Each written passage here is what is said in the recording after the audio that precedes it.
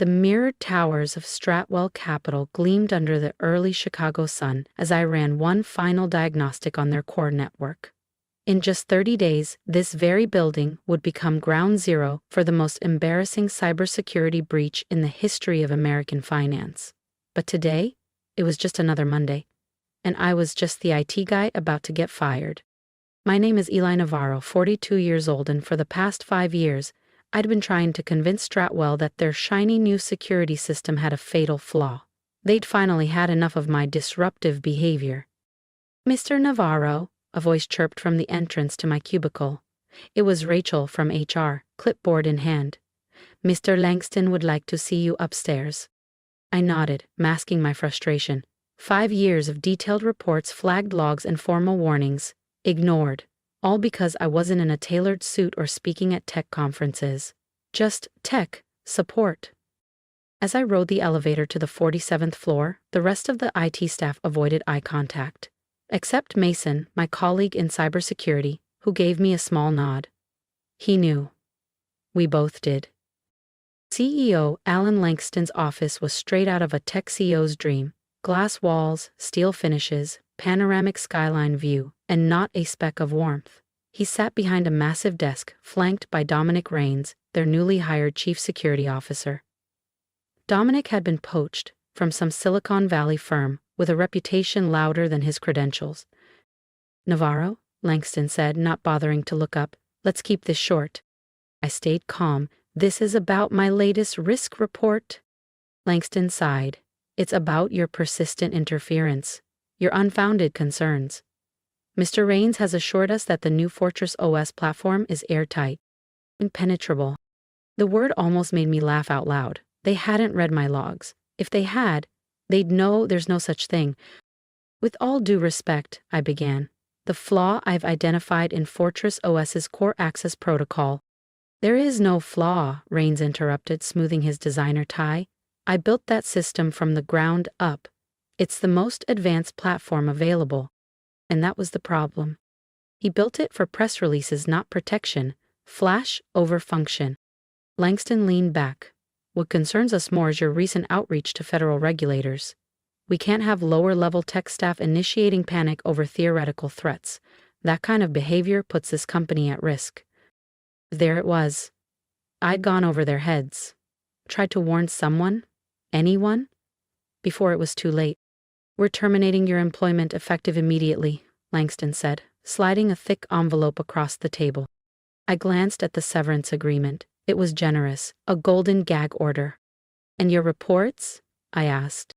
Rains smiled coolly. "They'll be archived appropriately, not that anyone will be referencing the alarmist claims of an IT technician." I didn't argue. I signed. Let them think they'd won. As I turned to leave, Langston added, "You understand, Eli, this isn't personal. In cybersecurity, we need experts, not hobbyists playing with code." I stopped, looked him in the eye. "You're right," I said. "It's not personal. It's professional." He scoffed. "You're a support guy who thinks he's a cybersecurity genius." I smiled. "And in 30 days, when Fortress OS goes live, you'll see what a real vulnerability looks like." Security waited by the elevator to escort me out. Standard procedure. But they didn't realize I'd already secured everything that mattered. Screenshots, logs, backups. External validation. They didn't read the data. But I did. And soon the entire industry would too.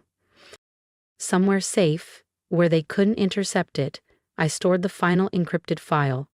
In the lobby, Mason was waiting. He handed me a plain envelope with a card from our old team. No words, just signatures. "It's done," he said quietly. "Just like we expected," I replied, keeping my voice low. "You still have access to the test logs?"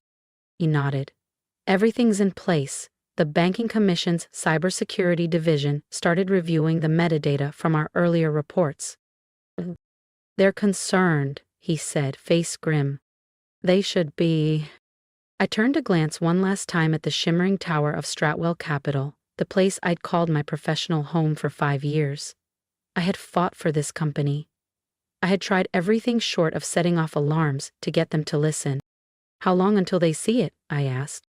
The first signs should show up in next week's stress test. By day 30, he didn't need to finish. I had given them everything: penetration tests, risk assessments, direct analysis of Fortress OS's core vulnerability, but they were too deep in press releases and media campaigns to stop, too busy calling it revolutionary to realize it was broken. Keep me posted, I said, heading for my car. And Mason, be careful, they'll be watching everyone connected to this. He gave me a tight smile. I learned from you, remember? Hide the truth in plain sight. Back home, I opened my laptop and got to work. One report was for the Federal Banking Commission, detailing how Fortress OS exposed customer data under certain network load conditions. Another was for the FBI's Cybercrime Division, outlining how international criminal networks could exploit the architecture to create undetectable backdoors. And the third, labeled Urgent National Impact, was addressed to Rachel Wong, senior analyst at the NSA, who'd offered me a quiet job 6 months ago. She must have known I'd need a way out. As I encrypted the last document, my phone buzzed. Rains, of course. No hard feelings about today. Your dedication to security was admirable, if a bit overzealous. Perhaps a help desk position would have suited you better. I stared at the screen, then typed back. No hard feelings, good luck with the launch. They thought they were silencing a whistleblower. In reality, they'd just set me free. Now I was no longer a rogue employee. I was a cybersecurity expert with documented proof of corporate negligence and a growing list of government contacts who wanted answers. I opened a new terminal window. iPhone, Fortress OS, Anatomy of a Security Catastrophe. Sometimes the best revenge isn't a confrontation. Sometimes it's letting the code speak for itself. Over the next 30 days, Stratwell Capital paraded Fortress OS across media outlets, calling it the future of financial data protection.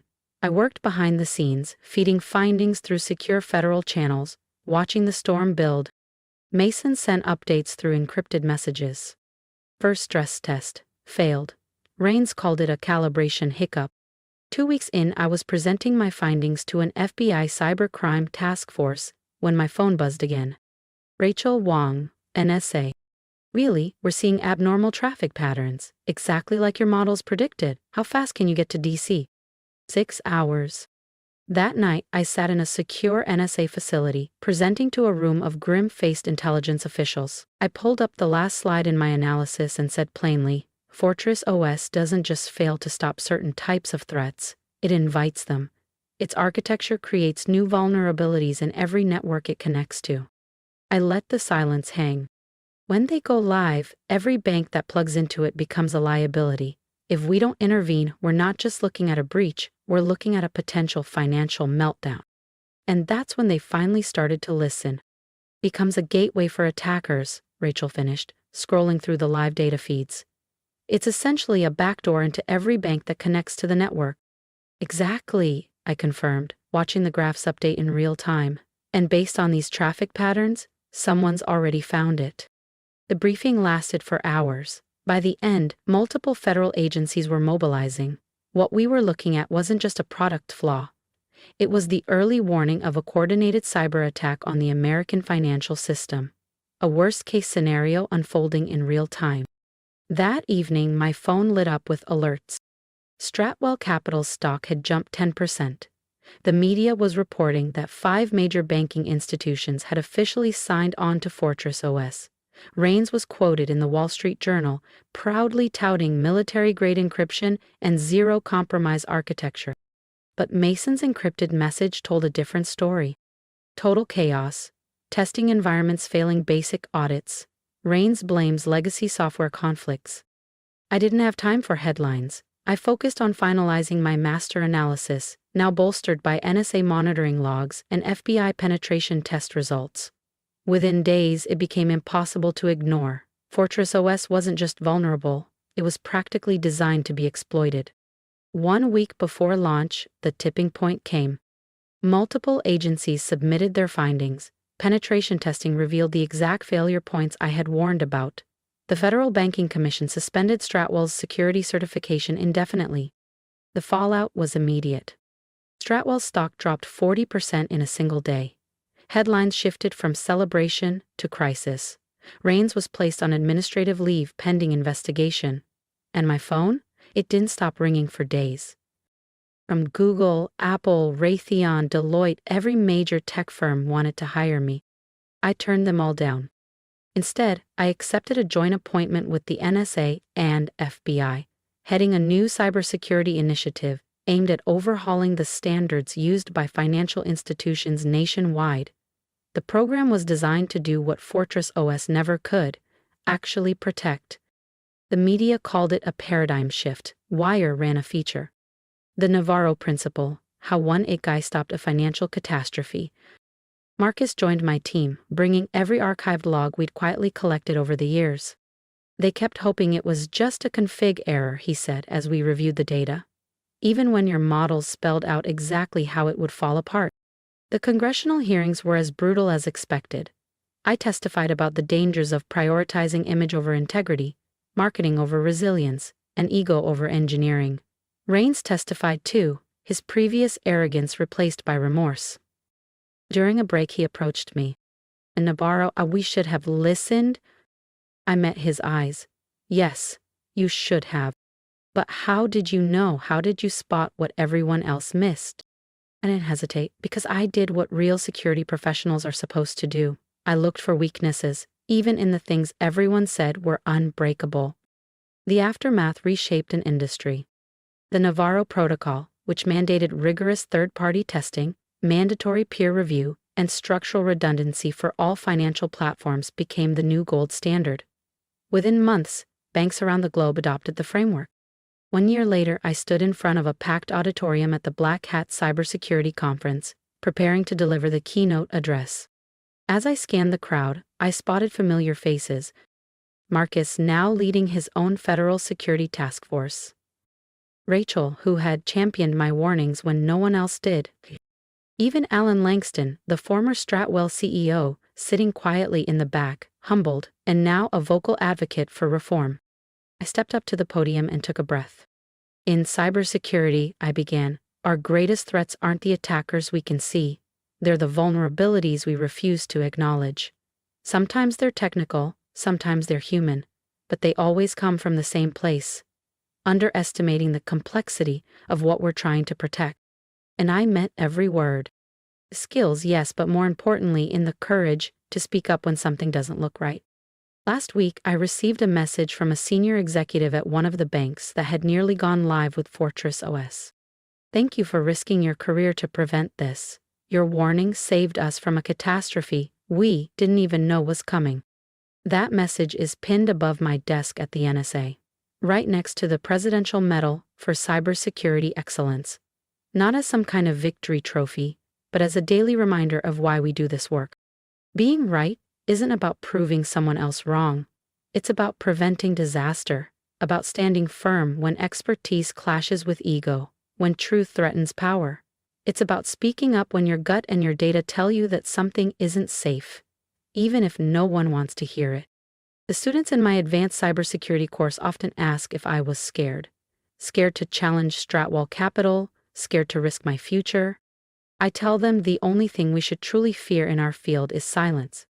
Because silence isn't just complicity, it's an open invitation to catastrophe. The lesson of the Fortress OS failure isn't that one tech guy was right and a corporation was wrong. It's that real security starts with humility, with the willingness to question even what's marketed as unbreakable. Sometimes the best revenge isn't about retaliation, it's about building a generation of cybersecurity professionals who know that courage matters just as much as code. That's not just a cybersecurity lesson. That's professional integrity. That's the true legacy of the Fortress OS incident. If my story struck a chord with you, if you've ever been the one voice in the room speaking up while others dismissed you, I want to hear from you. Drop a comment below. Tell me about a time you stood your ground. Tell me where you are now and where you want to be. I wasn't supposed to be the one who changed anything. I was just the IT guy. But I kept showing up, kept documenting, kept raising the alarm. And when the world finally started listening, I was ready. If you believe in what I stood for, stand with me. Share this story, not because it makes me look good, but because someone out there needs the reminder that doing the right thing matters, even when it's the hard thing, especially when it's the hard thing. Here's my advice: don't let a title or a lack of one define your worth. I didn't have a C-suite badge, but I had data, facts, and conviction, and when those things aligned, I had enough. Whatever your field, tech, education, healthcare, business, integrity will always be your most valuable credential. Speak up when something feels wrong. Stand firm when others stay silent. Document everything. Protect yourself, yes, but never lose sight of why you started. Because sometimes the difference between disaster and prevention isn't a firewall or a password. It's one person who refuses to stay quiet. One person who sees the crack in the system and has the guts to say, "This isn't safe." Be that person. Be the one who looks beyond the press releases and asks the hard questions. That's how we build a safer, smarter future. One voice, one decision, one moment of courage at a time.